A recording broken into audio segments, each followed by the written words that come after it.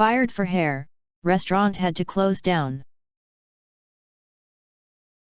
When I was in high school, I got a part-time job as a hostess at an Italian restaurant with a friend of mine. The restaurant was only open 5 days a week for dinner. The restaurant was fairly new but was already filling every table every night because the food was amazing. In addition to my friend and I being the only 2 hostesses, the busboys were friends, half of the waiters were friends and the dishwasher was a friend. The owner's son was the floor manager and with the success of the restaurant started to implement new changes. Everyone must look presentable and in uniform at all times. No dirty uniforms. Even for the busboy. He was rather rude to all employees and would hover and take over our jobs right in front of customer, apologizing for our inability to do our jobs correctly. However, everyone there was fantastic at their jobs. The dishwasher even found creative ways to stay clean and tidy. The straw broke one night when my friend and I were both working the hostess stand on a packed Saturday night. The manager walked up to us and declared our hair was not compliant with dress code. Both of us had our hair pulled back in the requisite buns. However, we both had a few stray wisps. You know, those tiny little new hairs around your face. Never mind that it was August and it was hot and we were all working as a team like crazy to make sure the night ran smoothly, sharing duties such as bussing tables and running food and drinks. Underage. He loudly fired both of us on the spot in front of the entire restaurant and front staff. He then said we were required to continue to work for 2 weeks and train our replacements. I asked, "Are we fired?" He said yes. And I said firing means every don't work for you anymore. We walked out, punched our cards and went to change out of our uniforms. When we got out of the dressing room, there was a line of people waiting to change, including the busboys, half the wait staff, and the dishwasher. All were so mad about what had happened that they quit on the spot. No one liked the job anyway. We all went to IHOP to eat and were soon joined by the rest of the waitstaff and the line cooks, so, all that was left of the entire restaurant staff was the bartender, the owner/cook and the manager. I later heard that the owner just decided to shut down the restaurant because the only reason he started it was to provide his son a legacy from the family businesses in Italy and he decided his son couldn't handle it. Now to the comments. Now that is some worker solidarity. Loved to hear it. I hope all of you found better work elsewhere or that one of the cooks turning out that amazing food opened their own place. OP replied.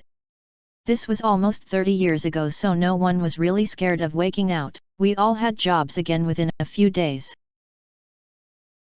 Man, I can't even imagine. As a manager in a restaurant, I'd never berate a member of staff in public. In fact, it'd take something pretty serious for me to berate them at all. Explaining things rather than shouting is just the right thing to do. Never berate a member of staff in public. Indeed, even androids know better. You're fired. And you're required to work 2 weeks and train your replacements. If we don't do that, what are you going to do? Fire us? LOL.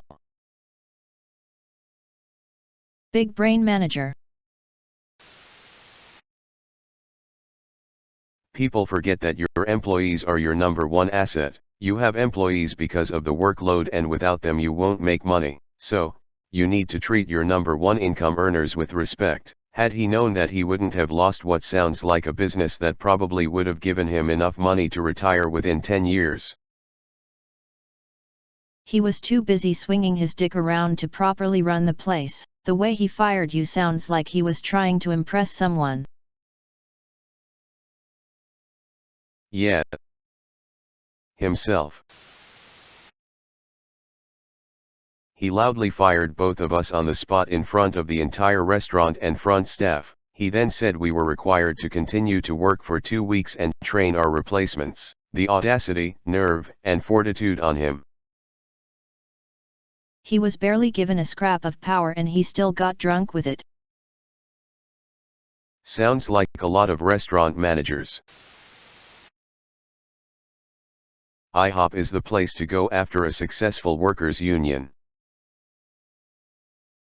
International House of Pancakes? More like International House of Protest. International House of the Proletariat.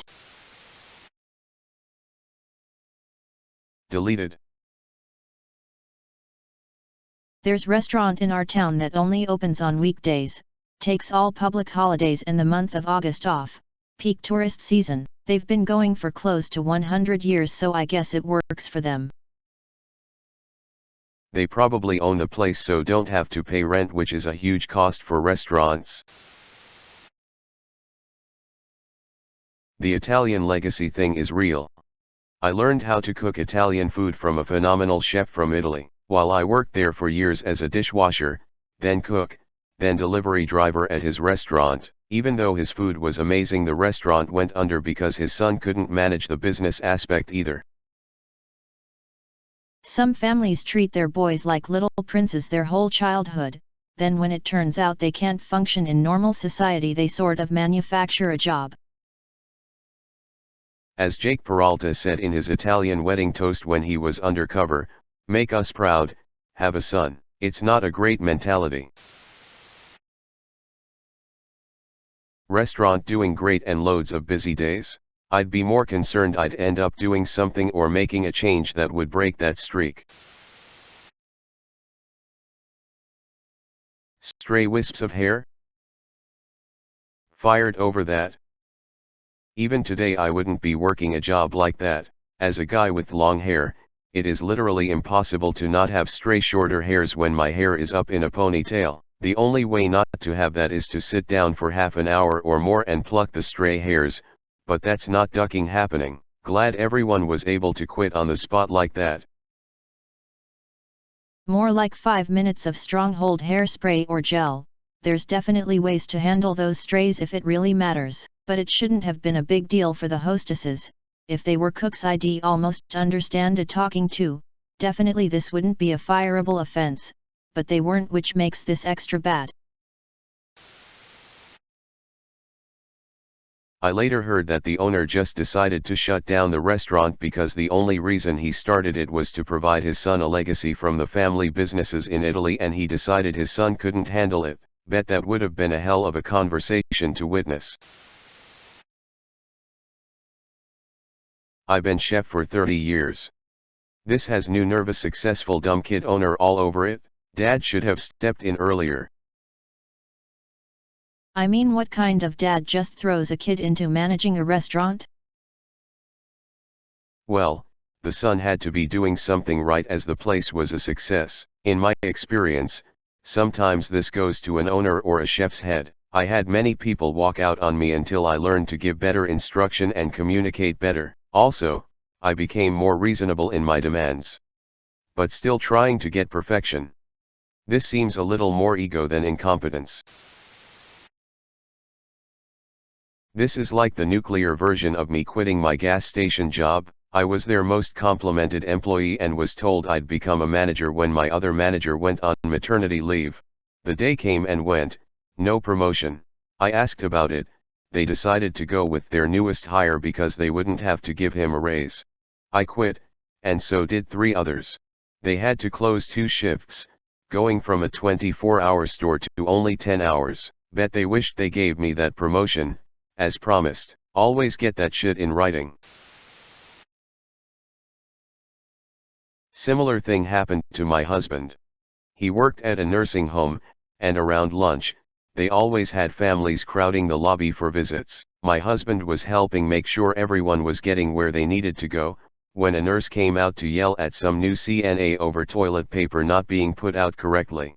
Did it right in front of about 10 waiting families. Husband excused himself, walked into the office, and quit. By the time he was done handing in his things, 6 other people were quitting right behind him.